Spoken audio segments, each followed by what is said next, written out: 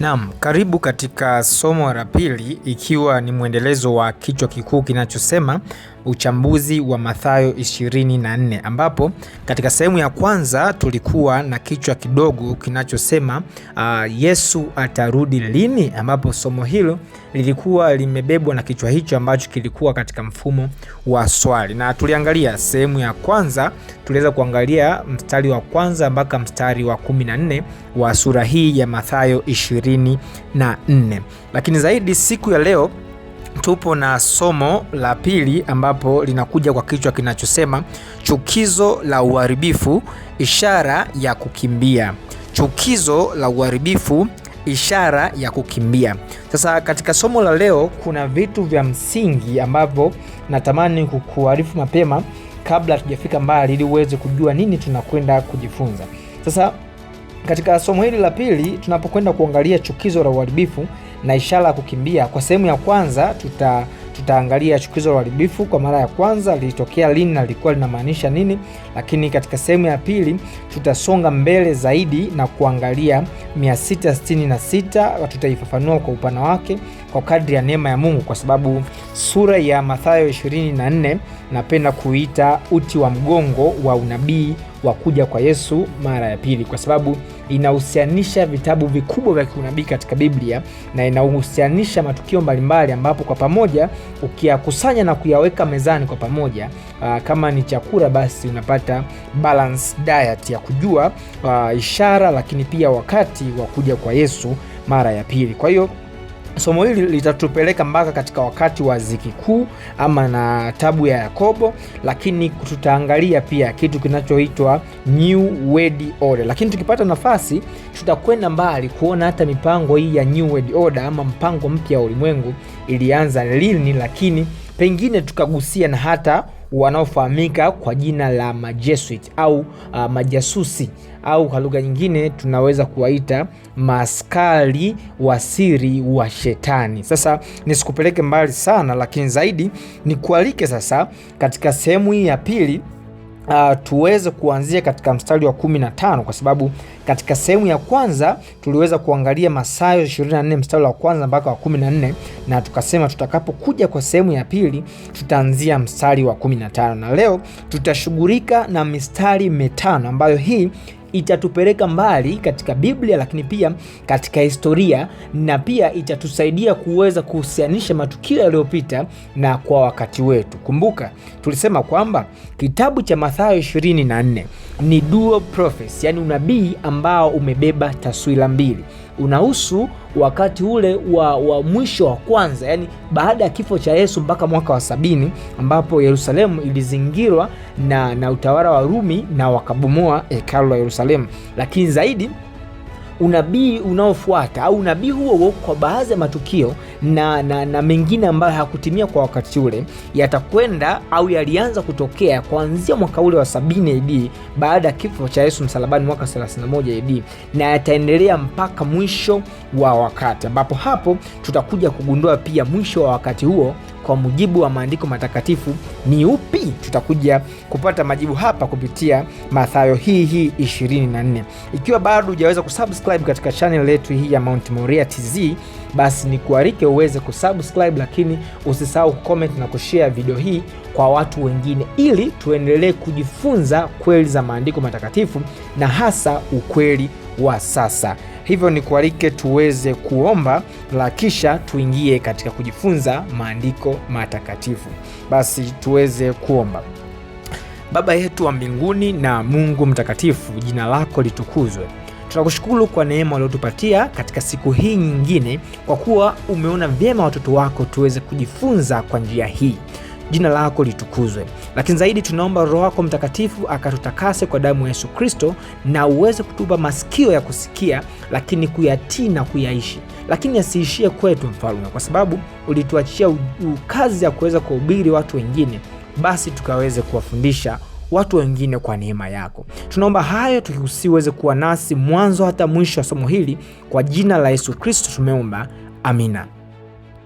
Naam, baada ya ombi hilo basi ni kuarike moja kwa moja bila kupoteza muda tuweze kurejea katika sura ya 24 ya kitabu cha Mathayo, na mstari wa 15 tutasoma mpaka mstari wa 20 na kisha tutarudi kuanza kufafanua. Nasoma katika jina la Bwana. Neno la Mungu linasema, basi hapo mtakapoliona chukizo la uharibifu lile lililonenwa na nabii Daniel limesimama katika patakatifu, asomaye na afahamu. Ndipo walio katika Uyahudi na wakimbilie milimani, naye aliye juu ya dari asishuke kuvichukua vitu vilivyomo nyumbani kwake, wala aliye shambani asirudi nyuma kuichukua nguo yake. Mstari wa 19, ole wao wenye mimba na wanyonyeshao siku hizo. Ombeni ili kukimbia kwenu kusiwe wakati wa baridi, wala siku ya Sabato.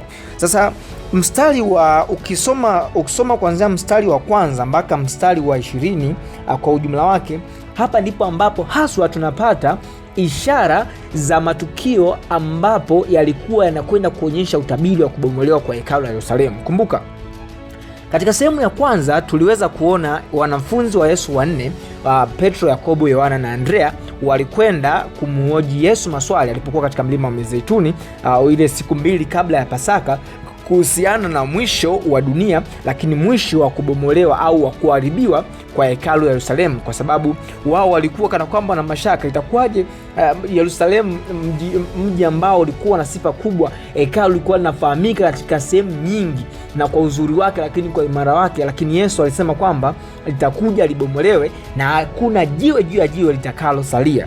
Sasa mstari wa kwanza mpaka mstari wa 20 hapa tunapata unabii kuhusiana na kubomolewa kwa hekalu ambalo lilibomolewa katika mwaka wa 70. Leo nitakwenda kuelezea hatua kwa hatua namna gani mpaka na nini kilipelekea hekalu hilo kuja kubomolewa. Lakini zaidi matukio haya ambayo Yesu alianza kuelezea katika mstari ule wa pili na kuendelea mpaka mstari wa 20, tutakuja kuyaunganisha kwa pamoja mpaka katika mistari mingine iliyobaki huku mbele, mpaka tunakuja kuimaliza Mathayo 24 ili kupata taarifa kuhusiana na ishara zitakazohusu wakati huu wa mwisho. Zaidi zitahusu mwisho wa dunia au kuharibiwa kwa dunia hii ambayo imeharibika kwa mivuto ya dhambi, ikiwa chini ya utawala wa Shetani, na ujio wa Yesu Kristo mara pili ndipo ambapo utakuja kutokea. Kwa hiyo leo tutamalizia mistari hii mitano, yani mstari wa 15 mpaka wa 20, tutaangalia unabii ulivyotimia, lakini itakuwa mwanzo na msingi wa kuja kuelewa vizuri zaidi chukizo la uharibifu kwa mara ya pili litakavyokuja kutokea.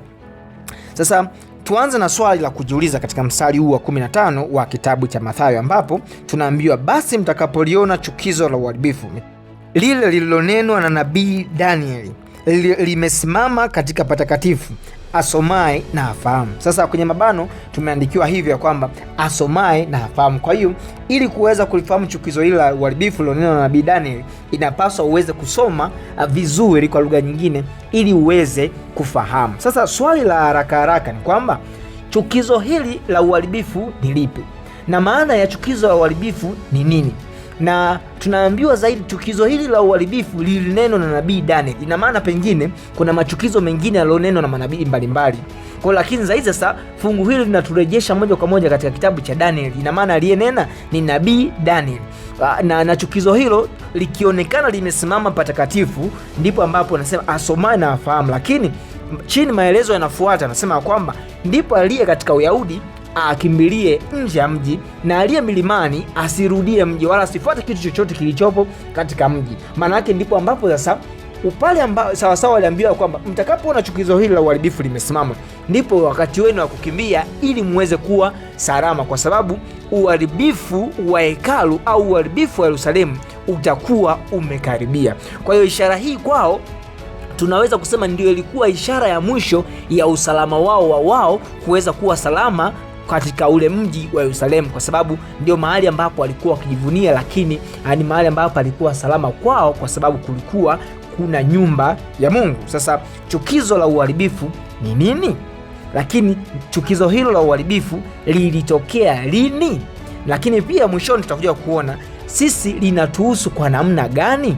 Sasa twende moja kwa moja katika kitabu cha Danieli tuweze kuona ni chukizo gani la uharibifu ambao Daniel aliweza kulinena, lakini zaidi tuangalie pengine angalau kwa uchache kuna machukizo gani mengine ambayo pengine yanafanana na nabii Daniel, lakini la nabii Daniel ndilo ambalo lingewahusu zaidi katika wakati ule, kama ishara ya kuonyesha kuwa wanapaswa kukimbia kwenda nje ya mji na usalama wao pale ungalikuwa umeisha kabisa. Na hapa nikuchukue moja kwa moja nikupeleke mpaka katika kitabu cha Danieli sura ya 12 na mstari wa 11 tuweze kusoma. Danieli sura ya 12 mstari wa 11. Neno la Mungu linasema, na tangu wakati ule ambapo sadaka ya kuteketezwa ya daima itaondolewa na hilo chukizo la uharibifu litakaposimamishwa, itapata siku 1200 na litapata siku 1290. Sasa hapa tunaambiwa napo chukizo la uharibifu linatajwa katika mstari huu wa 11 na sura hii ya 12.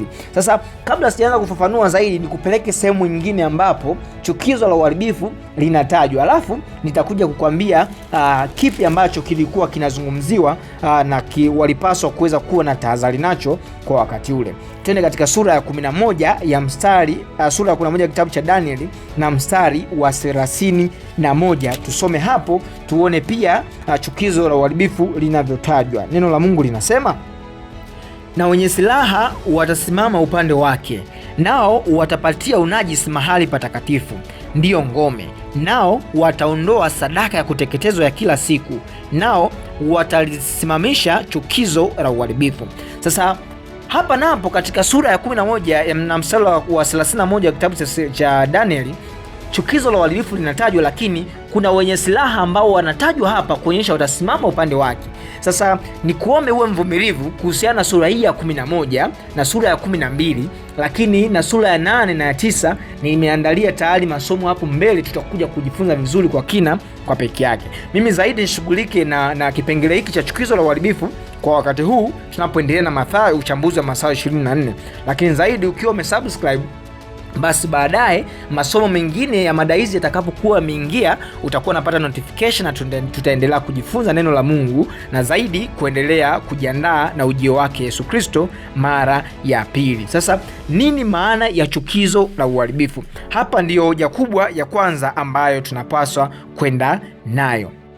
Sasa katika kitabu cha Agano la Kale kwa ujumla wake, maneno ya chukizo la uharibifu yameonekana katika misamiati miwili tofauti ya Kiebrania.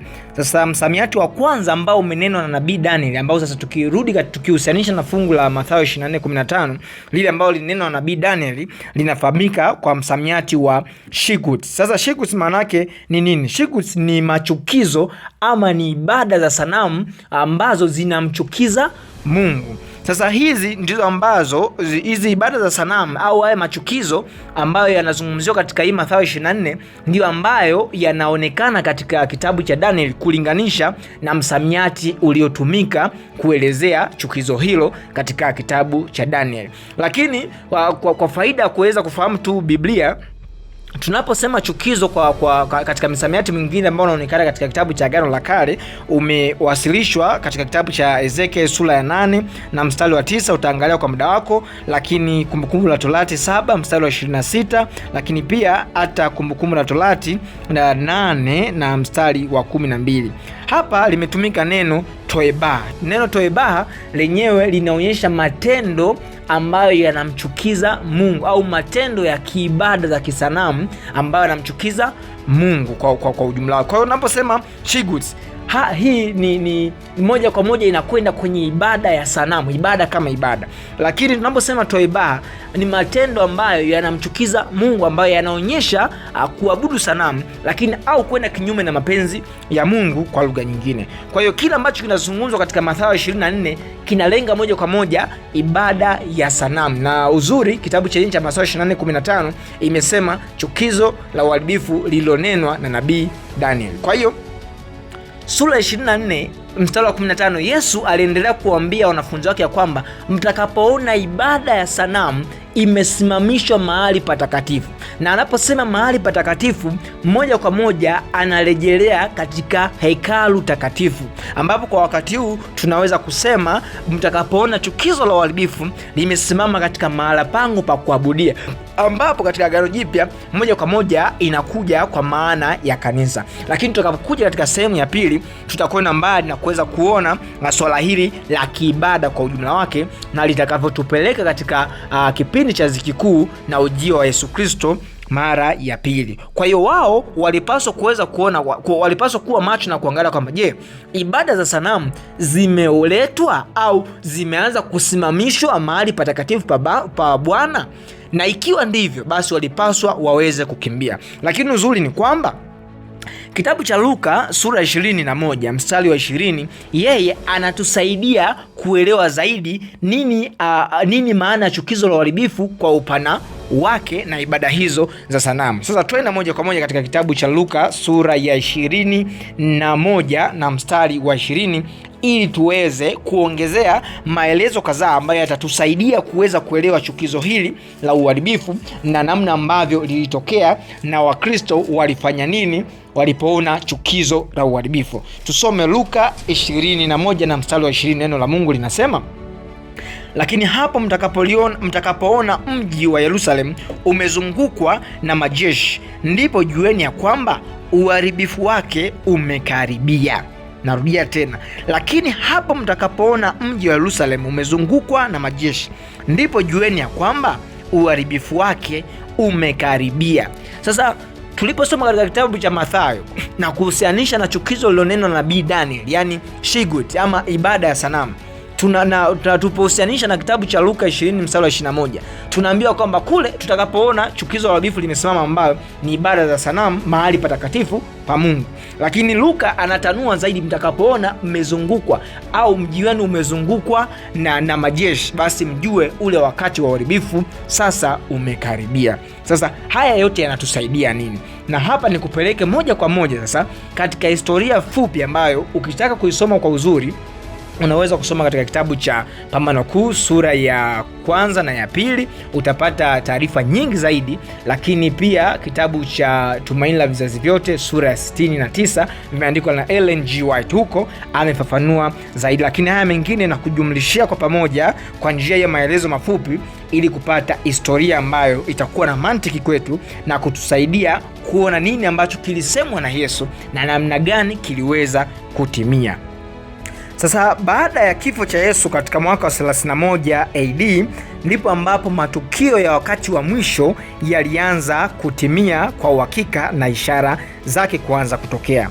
Sasa wakati Yesu amekufa, Yerusalemu ilizidi kuchanganyikiwa zaidi na migogoro ilikuwa mikubwa zaidi, na hasa migogoro ilihamia mpaka kutoka kati yao Wayahudi wenyewe kwa wenyewe katika vikosi mbalimbali ambavyo vilikuwa vikikinzana kuhusiana na masuala ya kidini na kisiasa katika mji ule wa Yerusalemu kwa ujumla na Israeli yote na Palestina kwa ujumla. Baadaye wakahamia kwa Warumi kwa sababu walichoshwa na kodi zao ambazo walikuwa wanawakandamiza kila siku. Sasa baadaye makundi ya uasi yakazidi kuibuka na kuongezeka, ikiwemo kundi la Zelote pamoja na Waiskarioti. Sasa kwa pamoja walikuwa wakigombana wenyewe kwa wenyewe, lakini baadaye wakaamua kuwavamia mpaka na Warumi katika ofisi zao za kodi kuweza kuzichoma moto na kuukataa mfumo wa Rumi kuweza kuwatawala. Lakini zaidi hawa ndio ambao walikuwa na shauku zaidi ya kuona Yesu Kristo akizaliwa. Walikuwa waamini yule Yesu aliyekufa kuwa ni Yesu. Zaidi walikuwa wanasubiri Yesu ambaye wao waliamini atakuja kuwakomboa na kuwatoa katika mikono ya Warumi. Kwa hiyo sasa baadaye waliona Yesu kama anachelewa, wakaamua baadaye hata kureact kutokana na makandamizo yaliyokuwa yanatoka kwa Warumi. Na zaidi tukumbuke kwamba wakati huo walikuwa wanatawaliwa na Warumi, lakini hawa Wayahudi walikuwa kwa vitu vingi bado wanajitawala wenyewe. Kwa lugha nyingine, Rumi ilikuwa imejikita zaidi katika utawala wa indirect way. Zaidi wao walikuwa busy na kukusanya kodi na kutawala baadhi ya vitu, lakini waliwaacha mambo mengine ya kitamaduni ya kidini na mambo mengine waendelee kujitawala wao wenyewe. Sasa walipoamua kureact na kufanya vurugu, ilipofikia katika mwaka wa 66, kwa sababu Rumi ilionekana kana kwamba imekosa nguvu katika ule utawala wa Kaisaria Nero, aliamua kumtuma gavana wa Sham ama Syria ambaye alifahamika kwa jina la Senchus Gallus. Huyu Senchus Gallus alitumwa katika ule mwezi wa 10 kwenda kuweza kuivamia Yerusalemu zaidi kwa ajili ya kutuliza ghasia na kuwafanya waweze kuacha uasi wao. Wakati huo alikuwa inasemekana alikuwepo na wanajeshi takriban 30,000 ambapo alikwenda kuvamia katika mji wa Yerusalemu. Lakini kabla hajauvamia, hichi kisa kinafahamika sana na watu wengi, lakini ningependa kuongeza kidogo baadhi ya vitu na tujikumbushe hapa ili tuweze kuona nini kilitokea. Huyu Senchus Gallus yeye alikuwa na askari wake hao karibia 30,000 waliuzingira mji kwa takriban wiki moja wakiwa wanajipanga kuweza kuvamia moja kwa moja na kuwafanya waweze kuwa chini yao moja kwa moja, maana hilo ndilo lilikuwa lengo. Maana waliona hawa tumewacha jitawale, kumbe tunavyoacha jitawale kwa baadhi ya vitu vingine wanapata nguvu ya kupanga mipango ya kutaka kuweza kuwapindua wao walio juu moja kwa moja. Sasa wakati wamewazunguka katika ile wiki moja, ghafla pasipo sababu za msingi au zilizofahamika kwa wazi, huyu Senchus Gallus, jenerali wa Kirumi alikuwa anaongoza wale majeshi kutaka kuvamia ule mji, wakarudi nyuma na kana kwamba walionekana kuahirisha kuvamia mji wa Yerusalemu. Sasa hapa wale ambao wamezunguka katika mji wa Yerusalemu walikuwa tayari wamepata mashaka na kujua sasa tunakwenda kuangamia na hatuna namna ya kukimbia wala hatuna pa kutokea. Sasa walipoona hivyo, vile vikosi ambavyo vilionekana kuwa na nguvu vya kiasi katika mji wa Yerusalemu viliungana vingine kwa pamoja na kuanza kuwakimbiza wale Warumi ambao walionekana kurudi nyuma. Na kwa kweli walifanikiwa kwa sehemu kubwa. Waliwakimbiza kwa umbali mrefu hata walipofika katika mji mmoja uliofahamika kwa jina la Beth Horon, kule waliweza kumuua huyu Senchus Gallus, jenerali aliyekuwa akiongoza kikosi cha Warumi. Na hapo waliweza kuua baadhi ya askari wengine walikimbia na kuchukua silaha zao nyingi na kurudi nazo Yerusalemu kwa ushindi mkubwa, wakiamini kuwa Warumi kumbe tunaweza tukapigana nao. Unaona, hawa wachache wamekuja, tumeweza kuwapiga na wamekimbia na tumechukua silaha zao. Wakirudi tena tutaweza kuwapiga na kuwakimbiza. Sisi ndio taifa teule. Kwa hiyo kiburi na proud ilizidi kuwa juu, huku wasijua wakati wao wa ukiwa umekaribia. Sasa na hapa ndipo ambapo wale Wakristo wengine ambao waliweza kusikia, yani ukiacha, maana Wayahudi walikuwa katika pande mbili, ambao walimkubali Yesu na wale ambao hawakumkubali Yesu. Wale ambao walimkubali Yesu ndio ambao waliitwa kwa jina la Wakristo.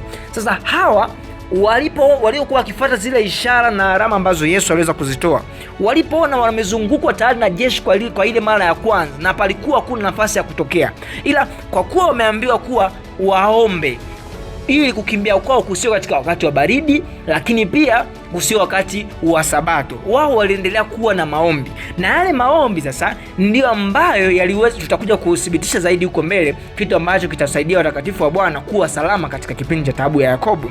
Sasa yale maombi ndio yaliyosaidia wale Warumi walirudi nyuma pasipo sababu za msingi za wazi, ingawaje wana historia wengine wanasema kwamba pengine walipata hofu kidogo kutokana na taarifa ambazo walifikishiwa, pengine hao Wayahudi sasa hivi wamejipanga, wana silaha nyingi, kwa hiyo rudini nyuma mkajipanga vizuri, muwe na tahadhari kubwa. Lakini hizo ni sababu tu za kihistoria, lakini zaidi tunachokumbuka katika maandiko matakatifu, Wakristo waliambiwa waombe ili kukimbia kwao kusio katika wakati wa baridi wala siku ya Sabato. Na mengine tutarejea baada ya historia hii inayokupa, tutarejea katika maandiko hapo ili tupate vitu vya msingi vitakavyoendelea kutusaidia.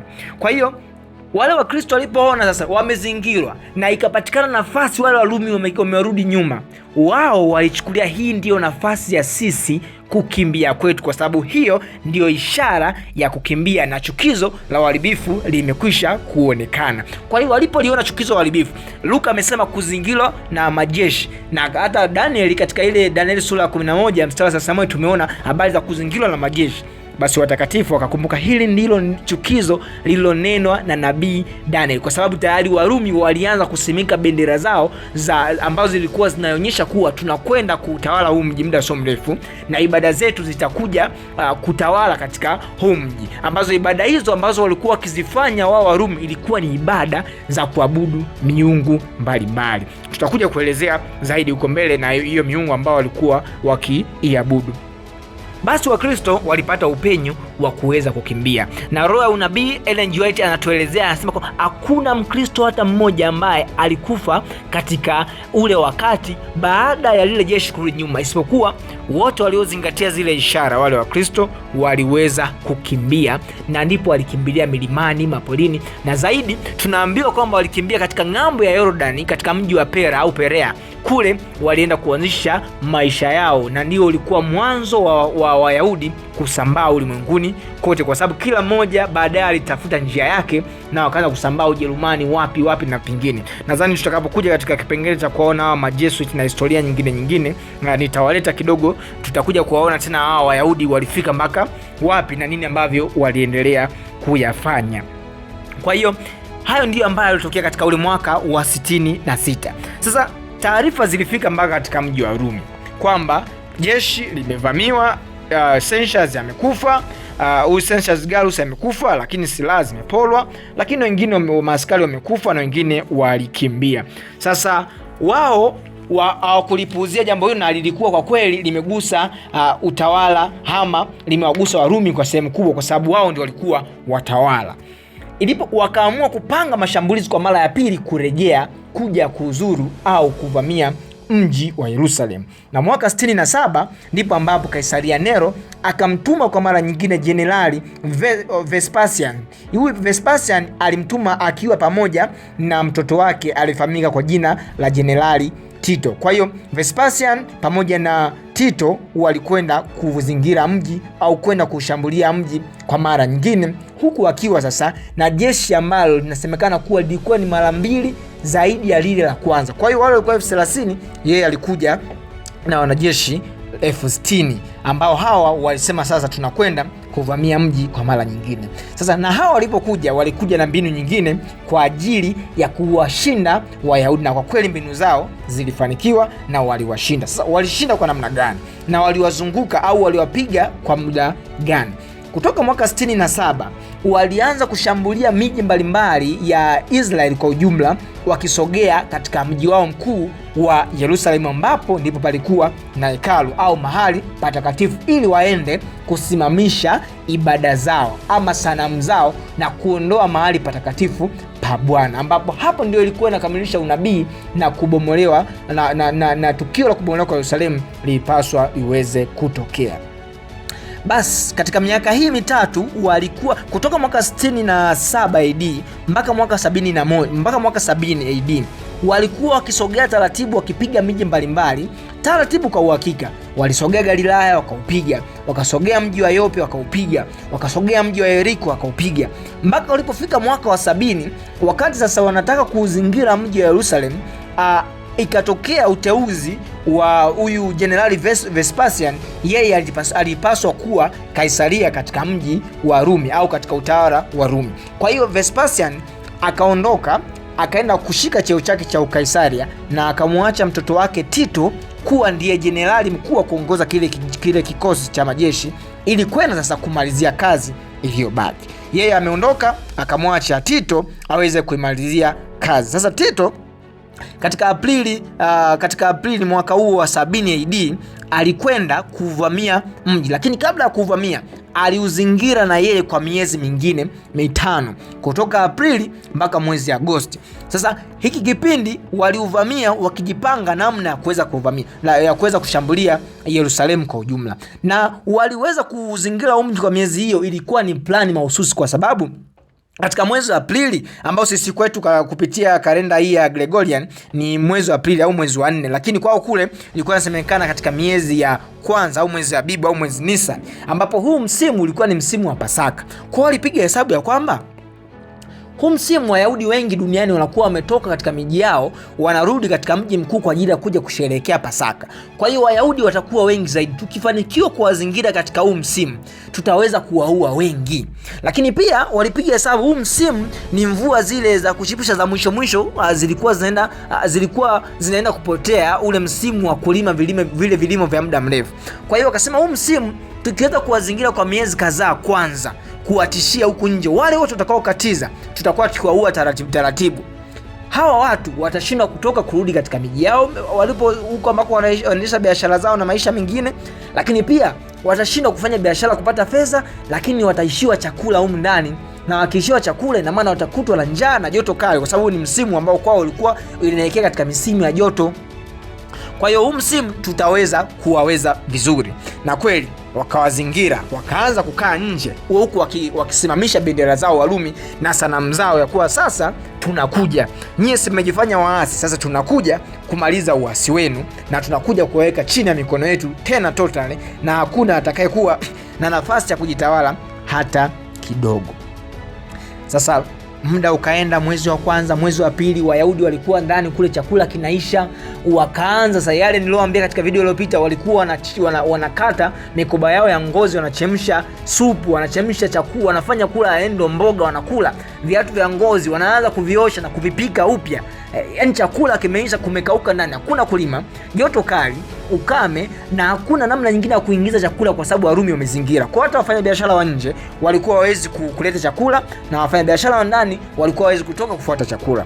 Na ilikuwa mtu anapotoka kusema labda atoroke usiku aende kwenye misitu kwenda kutafuta miti shamba, mboga za majani polini, huko makondeni, katika vyanzo vya maji vingine nje ya mji, walikuwa wanakutana Warumi, wanawateka, wanawaua, wanawasulubisha vikali. Na nje asubuhi tu walikuwa wanaona misalaba mikubwa imesimamishwa ya kuwatundika wale Wayahudi ambao walijaribu kutoka kwenda nje kutafuta chakula au kutoroka. Wengi waliuliwa. Kwa waliokuwa ndani walizidi kupata hofu, na hata wakati fulani walitamani kujisalimisha, lakini wengine waliendelea kukaza moyo, wasema tusijisalimishe, tuendelee kukaza. Na mwisho miezi 5 ukomo ulipofikia, ndipo ambapo katika tarehe 9 Agosti ndipo ambapo walivamia mji, waliwapiga Wayahudi wote walikuwa ndani, waliwaua wengi, kwa sababu walikuwa karibia 1,000,000, na kwa sababu walikuwa wanakusanyika wengi katika ule mji. Kwa wengine walikuwa wanakufa na njaa wenyewe, wengine walikuwa wanakufa taratibu nje, lakini waliokutwa ndani walikufa wengi, kwa sababu walikusanyika kuanzia katika msimu ule wa Pasaka mpaka kuelekea katika msimu wa makambi, ambapo walikuwa kawaida yao kurejea katika mji au nyumbani kwao kwa ajili ya sikukuu hizi za kidini. Hivyo ndivyo ambavyo Yerusalemu, mji ule, ulibomolewa na hekalu lilibomolewa, na waling'oa mpaka mizizi ya hekalu, kwa sababu Yesu alikwisha kusema halitasalia jiwe juu ya jiwe, hakuna jiwe ambalo halitabomoshwa. Na hapo ndipo ambapo ilithibitika ya kuwa nyumba yao iliachwa ukiwa. Lakini jambo jema ni kwamba Wakristo walizingatia ishara, walikimbia walipoona tu ishara chukizo la uharibifu limesimamishwa. Tayari walipoona umezingirwa, kwa sababu Luka anasema mtakapoona mmezingirwa, tayari wameshatangaza kuwa sasa tunaleta ibada yetu, basi mkimbie. Walipokuwa wanawaza tunakimbia vipi, ndipo ambapo Mungu katika maombi yao aliwajibu na wakakimbia. Wale ambao walijifanya walimkataa Yesu na vikosi vyao mbalimbali, wote walifia katika mji ule wa Yerusalemu. Sasa tusome mistari kadhaa tumalizie na baadhi ya kitu muhimu hapa ambacho kitatusaidia kuendelea kujifunza Biblia na Mathayo hii 24. Sasa katika maelekezo ambayo Yesu aliwaambia baada ya kuambia watakapoona chukizo la uharibifu, aliwaambia kwamba katika mstari wa 17 na mstari wa 18, ole wao wenye mimba na wanyonyeshao siku hizo. Tunafahamu kipindi cha vita, watu wenye ujauzito au watu wenye mimba, hichi kipindi kwao ni kigumu sana, kwa sababu kukimbia vizuri hawawezi, lakini wengine wanakuta hapo kwenye uchungu. Kwao anaweza akakutwa tu hapa akishinda kukimbia, anaangalia kujifungua, akakutwa na askari wakachinjwa yeye pamoja na mtoto. Lakini pia baba anaweza akawa na uchungu kuona familia yake inauliwa, na yeye akawa na sita akapoa. Hichi ni kipindi kigumu kukimbia. Lakini zaidi ndipo maana wakaambiwa, ombeni ili kukimbia kwenu kusiwe wakati wa baridi wala siku ya Sabato. Kwa nini usiwe wakati wa baridi? Wakati wa baridi ya kule Yerusalemu ilikuwa ni kali sana Palestina. Kwa hiyo kama wangeanza kukimbia au wangezingirwa ule wakati wa baridi, mlango usingefunguliwa wa rehema pale wakaweza kukimbia, wangekufa wengi au wangeweza kufa wengi mule ndani. Lakini kama wangepata nafasi zaidi wasingepata nafasi zaidi, wakaanza kukimbizwa katika wakati wa baridi, wangeteseka zaidi, kwa sababu baridi ilikuwa ni kali sana katika maeneo ya Palestina. Na hata ukifuatilia katika historia, wakati ambao walizingirwa, wakati ule walipata neema ya kukimbia, ulikuwa kwa mara ya kwanza, ulikuwa ni wakati ambapo ulikuwa kuna hali ya wastani, joto lilikuwa lijachanganya na baridi ilikuwa haipo kubwa kwa wakati ule.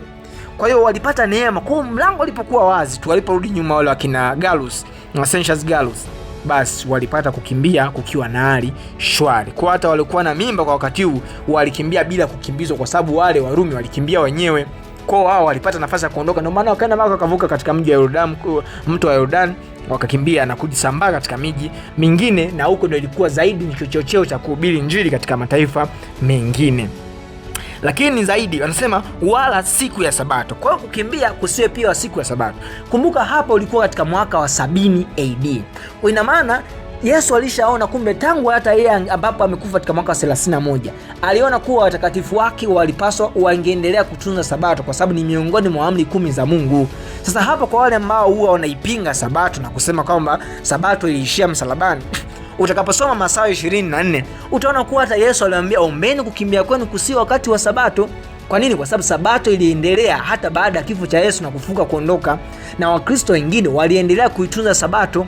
Na somo linalofuata la pili tutakuja kuangalia zaidi, hata hii tukipata nafasi tutaangalia hata Sabato kwa namna gani Yesu alikuwa anazungumzia na uhusiano wakati wa mwisho, na vingine zaidi tutavipata katika somo lingine ambao vitatusaidia.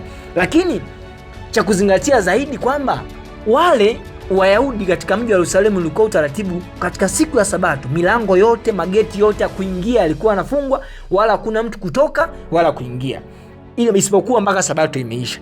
Kwa hiyo ingekuwa labda wamezingirwa wakati wa Sabato na milango wamefunga, hakuna upenyo wa kutoroka, ilikuwa kwao ni taabu, wangeishia humo, wangekufa hadi Wakristo.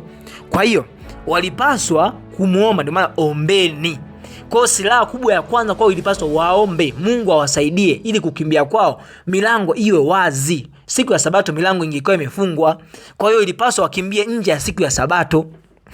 Sasa hizo ndio hesabu za Mungu na harakati za Mungu katika kumkomboa mwanadamu. Hivyo ndivyo ambavyo unabii huu wa sehemu ya kwanza wa ujio wa Yesu Kristo mara pili na mwisho wa dunia na kukombolewa na kubomolewa kwa Yerusalemu ulianza kutimia, na ulikomea hapo kwa mara ya kwanza kuhusiana na kubomolewa kwa Yerusalemu. Sasa katika sehemu ya pili inayofuata kuhusiana na chukizo la uharibifu na wakati wa kukimbia, tutakuja kuhusianisha chukizo hili la uharibifu kwa wakati wetu inahusu nini na ishara gani itakayofanya Wakristo wa sasa hivi waweze kukimbia, na watakimbia kuelekea wapi.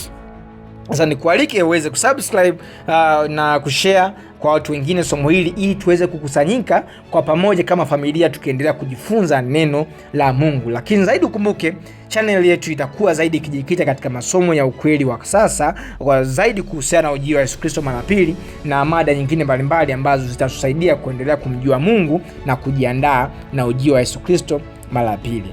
Kabla sijakuaga na tujaomba, nikusihi ndugu yangu tuweze kufuata tuweze kumwomba Mungu atusaidie kuweza kufuata maagizo yake, ili tuweze kuwa salama na kupona kama wale Wakristo waaminifu walivyoweza kufuata maagizo ya Yesu na walipona wakawa salama mpaka leo hii tunasoma historia yao njema. Mungu akubariki sana. Karibu katika sehemu ya pili ya somo hili, ikiwa itakuwa ni kipengele cha 3 katika kujifunza Mathayo 24 na uchambuzi wake, na hapa ndipo ambapo tutakwenda kuangalia mambo mengine mengi makubwa ya 666, mambo ya New World Order na mengine kwa kadri ya neema ya Mungu atakavyoruhusu tuweze kujifunza.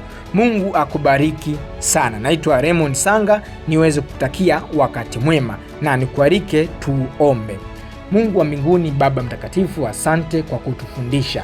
Umekuwa nasi kwa dakika hizi zote. Kwa jina la Yesu neno hili lisipite bure, bali likaweze kuwa msaada katika maisha yetu. Lakini wasi watumishi wako wanaosikia maneno haya kuweza kuwa na upendo kwa kuwafundisha watu wengine, ili kwa pamoja tuweze kujiandaa na ujio wako mara ya pili. Somo litakalofuata Bwana ukatufunulie mengi ambayo yapo katika maandiko, na macho yetu akayaone na masikio yetu yakasikie, na tukaweze kuyaishi na kuyatii sisi na wapendwa wetu, ili tuweze kupona kama wale Wakristo wengine walivyoweza kupona. Tunaomba hayo yote na kuamini umesikia na utatenda, katika jina la Yesu Kristo tumeomba. Amina.